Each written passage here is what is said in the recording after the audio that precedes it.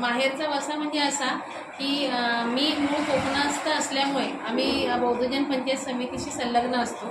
माझी आई आणि वडील जवळजवळ आता 45 वर्ष कार्यरत आहेत, कार्यकर्ते म्हणून त्याच्यामध्ये. आई वडिलांचं नाव वडील बाबूराव खैरे आणि आई गौतमी खैरे, हे दोघंही पदावरती आहेत. वहिनी ओळखतात त्यांना. त्याच्यानंतर ह्या सगळ्या गोष्टी असतानाच की जेव्हा जेव्हा आम्हाला संधी मिळते की विहारासाठी काही करू शकतो, त्या वेळेला आम्ही नक्की उपस्थित राहतो. आम्हाला आजच्या कार्यक्रमाची अजिबात काहीच माहिती नव्हती आणि अचानकच इथे आलो. त्यामुळे आम्ही खूप छान. त्यामुळे आम्ही अचानकच इथे पोहोचलो की हा काहीतरी कार्यक्रम आहे. त्याच्यामुळे मग माझ्या जाऊबाई पुष्पा आणि आमच्या सासूबाई, तो माझा भाचा, आम्हाला लगेच मग घरी जाऊन मी त्यांना घेऊन आली की आपला कार्यक्रम आहे, आपण इथे उपस्थित राहूया. त्याच्यानंतर जी सुरुवात झाली, एवढी सुंदर सुरुवात होती.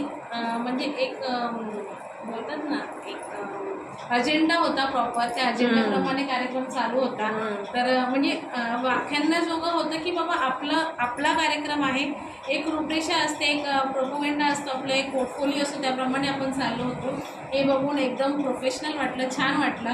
आणि असंच कार्यक्रम पुढे सतत चालू राहील आणि माझ्याकडून, माझ्या कुटुंबाकडून जेवढं शक्य होईल तेवढं योगदान आम्ही नक्कीच कार्यक्रमाला करत राहू. छान. साधू साधू.